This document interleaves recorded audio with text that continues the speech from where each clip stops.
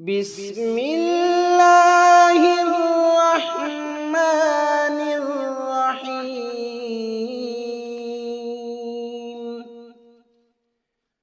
الحمد لله الذي أنزل على عبده الكتاب ولم يجعل له عوجا قيما لينذر بأسا شديدا من لدنه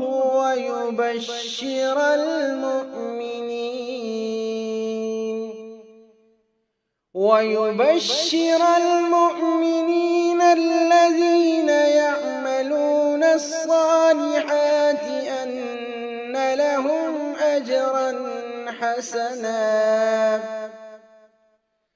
ماكثين فيه أبدا وينذر الذين قالوا اتخذ الله ولدا ما لهم به من علم ولا لآبائهم كبرت كلمة تخرج من أفواههم إن يقولون إلا كذبا فلعلك باخع نفسك على آثارهم إن لم يؤمنوا بهذا الحديث أسفا إنا جعلنا ما على الأرض زينة لها لنبلوهم أيهم أحسن عملا وإنا لجاعلون ما عليها صعيدا جرزا أم حسبت أن أصحاب الكهف والرقيم كانوا من آياتنا عجبا إذ أوى الفتية إلى الكهف فقالوا ربنا آتنا من لدنك رحمة وهيئ لنا من أمرنا رشدا فضربنا على آذانهم في الكهف سنين عددا ثم بعثناهم لنعلم أي الحزبين أحصى لما لبثوا أمدا نحن نقص عليك نبأهم بالحق إنهم فتية آمنوا بربهم وزدناهم هدى وربطنا على قلوبهم إذ قاموا فقالوا ربنا رب السماوات والأرض لن ندعو من دونه إلها لقد قلنا إذا شططا هؤلاء قومنا اتخذوا من دونه آلهة لولا يأتون عليهم بسلطان بين فمن أظلم ممن افترى على الله كذبا وإذ اعتزلتموهم وما يعبدون إلا الله فأووا إلى الكهف ينشر لكم ربكم من رحمته ويهيئ لكم من أمركم مرفقا وترى الشمس إذا طلعت تزاور عن كهفهم ذات اليمين وإذا غربت تقرضهم ذات الشمال وهم في فجوة منه ذلك من آيات الله من يهد الله فهو المهتد ومن يضلل فلن تجد له وليا مرشدا وتحسبهم أيقاظا وهم رقود ونقلبهم ذات اليمين وذات الشمال وكلبهم باسط ذراعيه بالوصيد لو اطلعت عليهم لوليت منهم فرارا ولملئت منهم رعبا وكذلك بعثناهم ليتساءلوا بينهم قال قائل منهم كم لبثتم قالوا لبثنا يوما أو بعض يوم قالوا ربكم أعلم بما لبثتم فابعثوا أحدكم بورقكم هذه إلى المدينة فلينظر أيها أزكى طعاما فليأتكم برزق منه وليتلطف ولا يشعرن بكم أحدا إنهم إن يظهروا عليكم يرجموكم أو يعيدوكم في ملتهم ولن تفلحوا إذا أبدا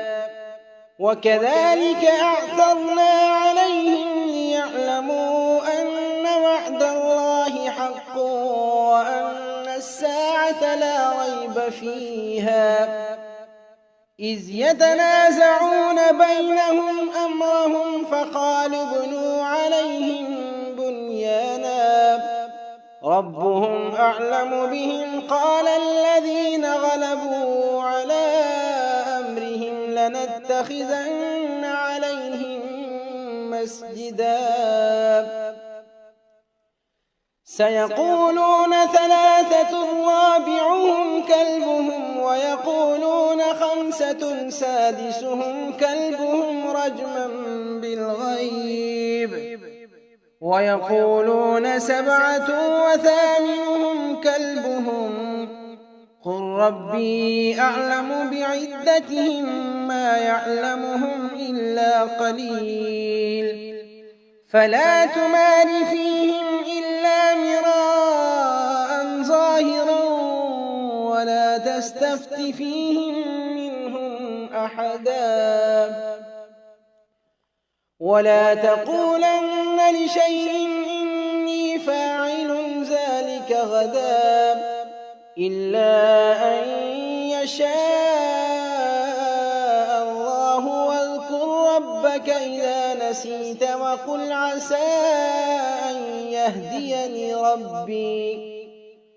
وقل عسى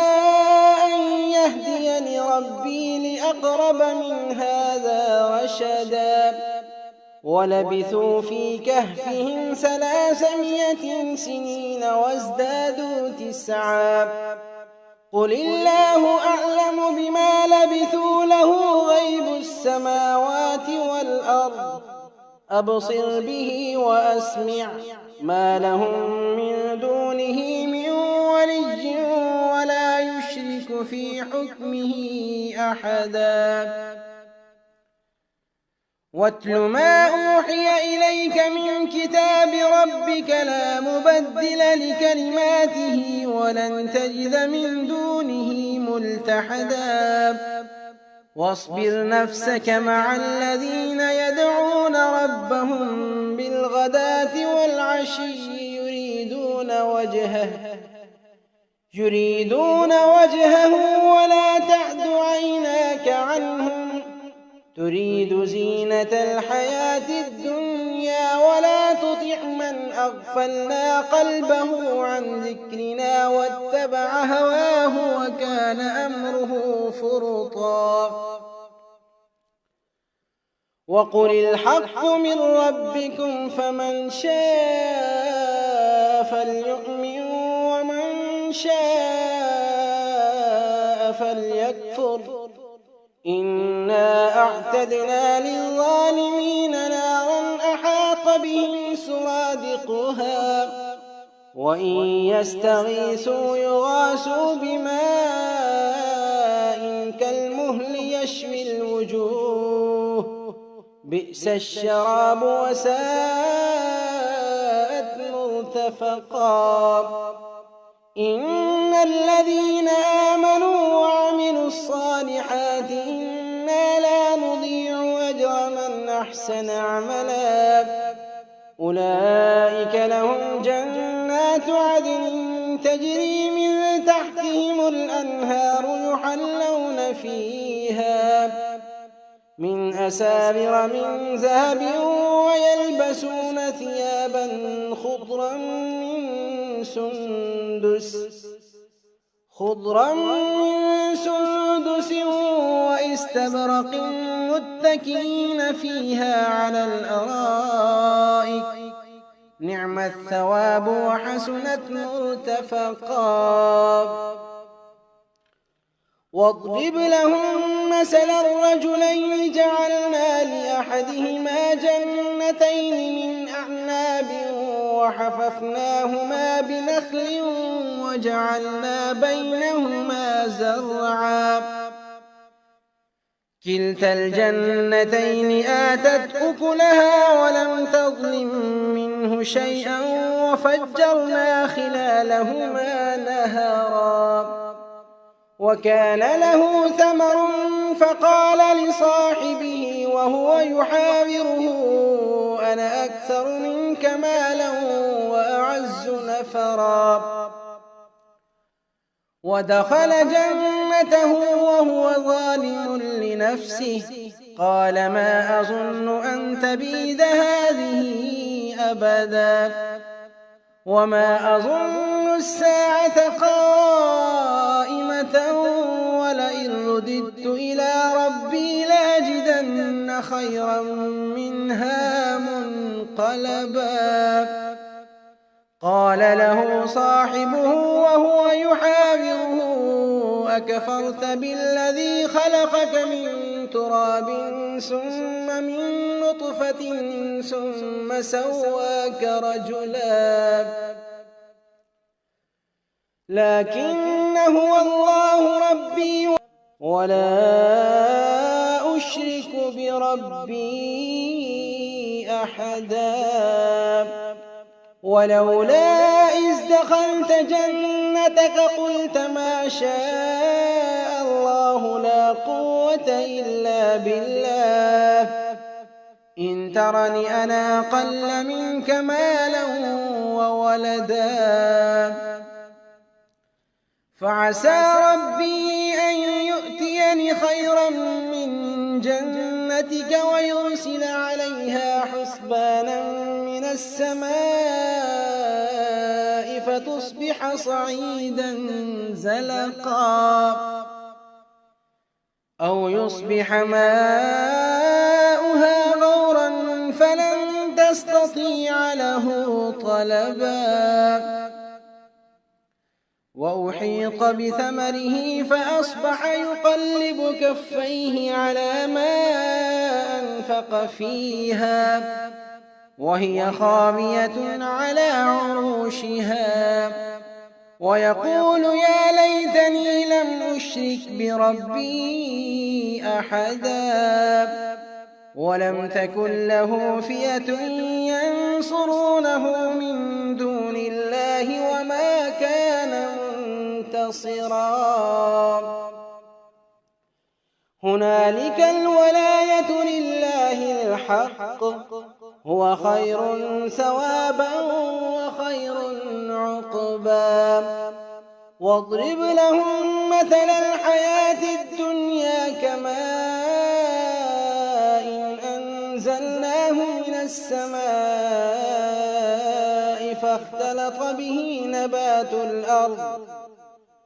فاختلط به نبات الأرض فأصبح هشيما تذروه الرياح وكان الله على كل شيء مقتدرا المال والبنون زينة الحياة الدنيا والباقيات الصالحات خير عند ربك ثوابا وخير أملا ويوم نسير الجبال وترى الأرض بارزة وحشرناهم فلم نغادر منهم أحدا وعرضوا على ربك صفا لقد جئتمونا كما خلقناكم أول مرة بل زعمتم أن لن نجعل لكم موعدا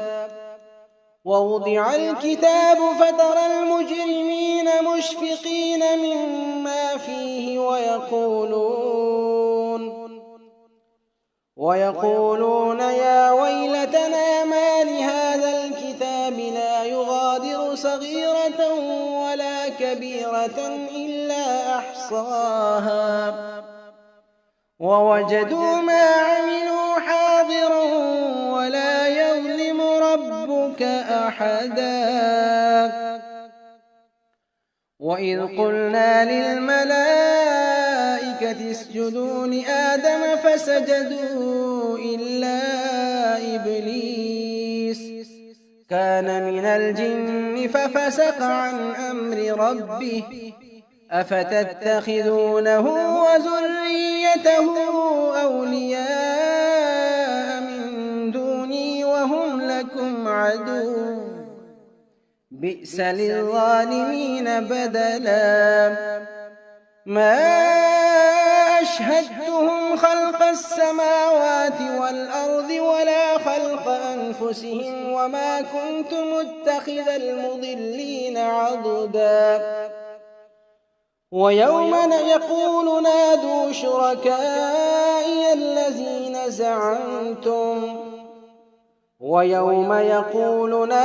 شركائي الذين زعمتم فدعوهم فلم يستجيبوا لهم وجعلنا بينهم موبقا ورأى المجرمون النار فظنوا أنهم مواقعوها ولم يجدوا عنها مصرفا ولقد صرفنا في هذا القرآن للناس من كل مثل وكان الإنسان أكثر شيء جدلا وما منع الناس أن يؤمنوا إذ جاءهم الهدى ويستغفروا ربهم إلا أن تأتيهم سنة الأولين أو يأتيهم العذاب قبلا وما نرسل المرسلين إلا مبشرين ومنذرين ويجادل الذين كفروا بالباطل ليدحضوا به الحق واتخذوا آياتي وما أنذروا هزوا ومن أظلم ممن ذكر بآيات ربه فأعرض عنها ونسي ما قدمت يداه إنا جعلنا على قلوبهم أكنة أن يفقهوه وفي آذانهم وقرا وإن تدعهم إلى الهدى فلن يهتدوا إذا أبدا وربك الغفور ذو الرحمة لو يؤاخذهم بما كسبوا لعجل لهم العذاب بل لهم موعد لن يجدوا من دونه موئلا وتلك القرى أهلكناهم لما ظلموا وجعلنا لمهلكهم موعدا وإذ قال موسى لفتاه لا أبرح حتى أبلغ مجمع البحرين أو أمضي حقبا فلما بلغا مجمع بينهما نسيا حوتهما فاتخذ سبيله في البحر سربا فلما جاوزا قال لفتاه آتنا غداءنا لقد لقينا من سفرنا هذا نصبا قال أرأيت إذ أوينا إلى الصخرة فإني نسيت الحوت وما أنسانيه إلا الشيطان أن أذكره واتخذ سبيله في البحر عجبا قال ذلك ما كنا نبغي فارتدا على آثارهما قصصا فوجدا عبدا من عبادنا آتيناه رحمة من عندنا وعلمناه من لدنا علما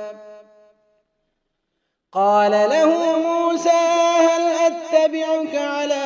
أن تعلمني مما علمت رشدا قال إنك لن تستطيع معي صبرا وكيف تصبر على ما لم تحط به خبرا قال ستجدني إن شاء الله صابرا ولا أعصي لك أمرا قال فإن اتبعتني فلا تسألني عن شيء حتى أحدث لك منه ذكرا فانطلقا حتى إذا ركبا في السفينة خرقها قال أخرقتها لتغرق أهلها لقد جئت شيئا إمرا قال ألم أقل إنك لن تستطيع معي صبرا قال لا تؤاخذني بما نسيت ولا ترهقني من أمري عسرا فانطلقا حتى إذا لقيا غلاما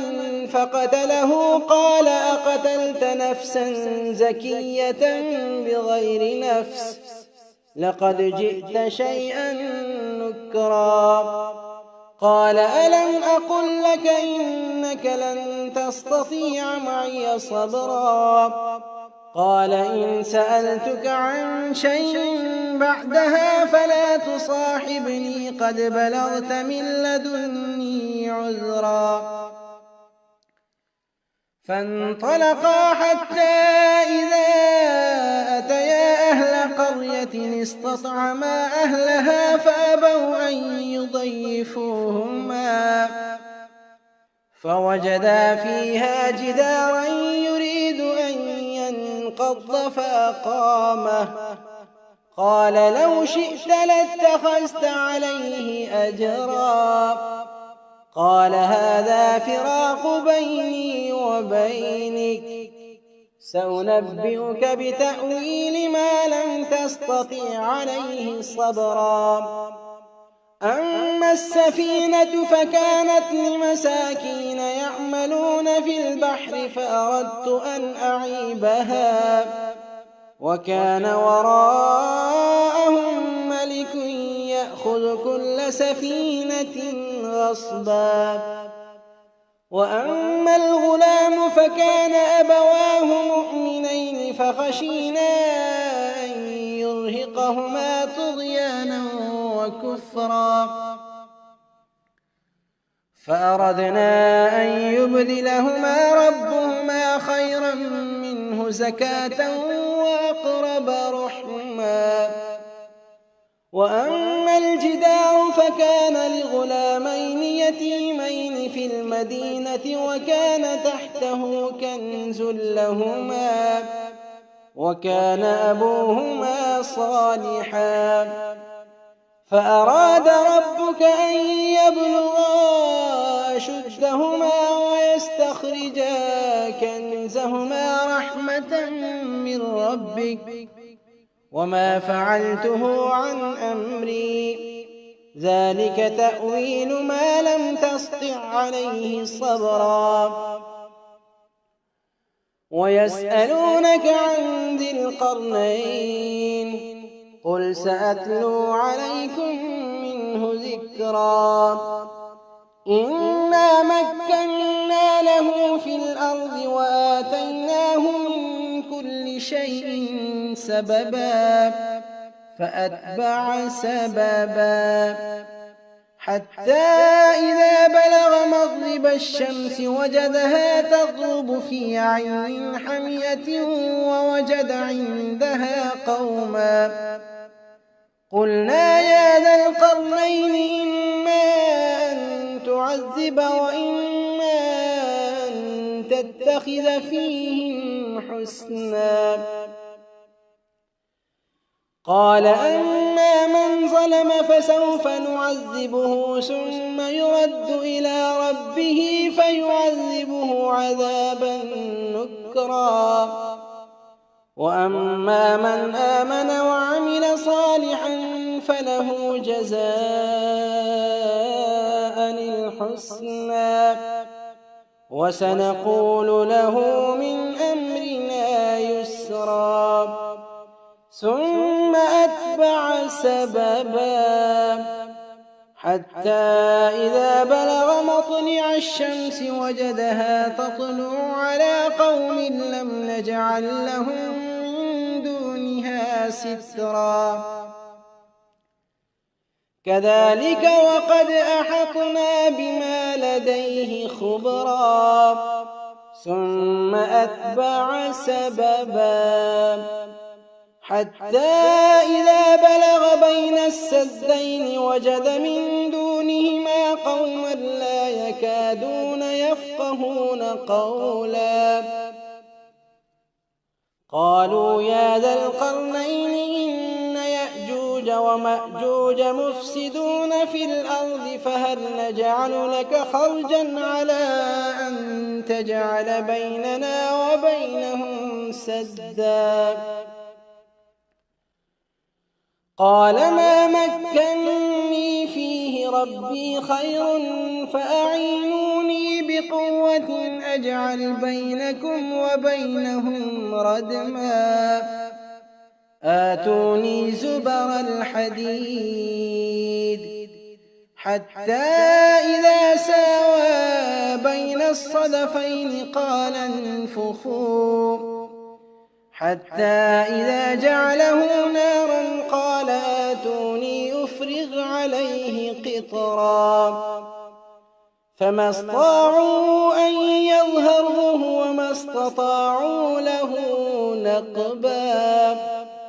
قال هذا رحمة من ربي فإذا جاء وعد ربي جعله دكا وكان وعد ربي حقا وتركنا بعضهم يومئذ يموج في بعض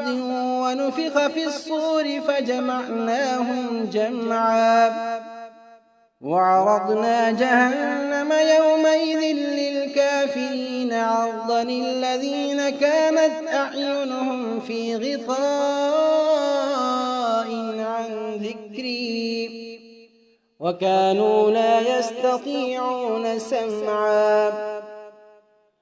أفحسب الذين كفروا أن يتخذوا عبادي من دوني أولياء إنا أعتدنا جهنم للكافرين نزلا قل هل ننبئكم بالأخسرين أعمالا الذين ضل سعيهم في الحياة الدنيا وهم يحسبون أنهم يحسنون صنعا أولئك الذين كفروا بآيات ربهم ولقائه فحبطت أعمالهم فلا نقيم لهم يوم القيامة وزنا ذلك جزاؤهم جهنم بما كفروا واتخذوا آياتي ورسلي هزوا إن الذين آمنوا وعملوا الصالحات كانت لهم جنات الفردوس نزلا خالدين فيها لا يبغون عنها حولا